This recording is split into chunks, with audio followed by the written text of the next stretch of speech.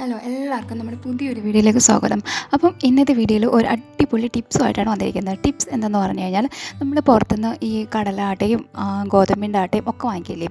അപ്പം വാങ്ങിച്ചിട്ട് ചിലപ്പോഴൊക്കെ നമ്മളത് പാക്കറ്റിൽ തന്നെ വെക്കും, അല്ലെങ്കിൽ പിന്നെ ബക്കറ്റിലോ അങ്ങനെ എന്തെങ്കിലുമൊക്കെ വെക്കില്ലേ. അപ്പം അത് കുറേ നാളിങ്ങനെ കേട് കൂടാണ്ട് സൂക്ഷിച്ച് വെക്കാൻ പറ്റും. കടല ആട്ടയൊക്കെ ആണെങ്കിൽ ചിലപ്പം ഒരു ഒന്നൊന്നര ആഴ്ചയൊക്കെ ആകുമ്പോഴത്തേനും അത് കേട് വരാൻ വേണ്ടി തുടങ്ങും. അതിനകത്ത് ജീവി വരാനും അതിനകത്ത് വല വരാനും ഒക്കെ തുടങ്ങും. അപ്പം അത് ഉണ്ടാവാണ്ടിരിക്കാൻ പറ്റിയ ഒരു അടിപൊളി ടിപ്സുമായിട്ടാണ് വന്നിരിക്കുന്നത്. അപ്പം ഞാനിപ്പം ഇതിപ്പം കടലാട്ട വാങ്ങിയിട്ട് വന്നതാണ്. അപ്പം ഇതിപ്പോൾ ഇങ്ങനെ കവറിലല്ലേ. അപ്പം ഈ കവറിൽ നിന്നും നമുക്ക് ഏതെങ്കിലും ഒരു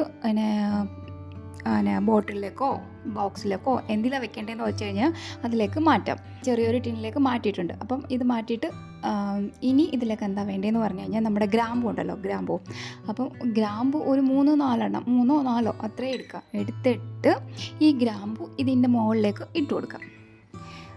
ഇത്രയേ ഉള്ളൂ. ഇതാണ് നമ്മുടെ ടിപ്സ് എന്ന് വെച്ച് കഴിഞ്ഞാൽ ഇത് ഈ ഗ്രാമ്പൂവിൻ്റെ സ്മെല്ല് കാരണം ഇതിനകത്ത് ജീവി വരെയോ അല്ലെങ്കിൽ വല കെട്ടുകയോ അങ്ങനെയൊന്നും ചെയ്യില്ല. അപ്പോൾ ഇത് നമുക്ക് ഒരു മിനിമം 3 മാസത്തോളം എങ്കിലും നമുക്ക് ഈ ഒരു ആട്ട ഇങ്ങനെ നമുക്ക് കേട് കൂടാതെ സൂക്ഷിച്ച് വെക്കാൻ പറ്റുന്നതാണ്.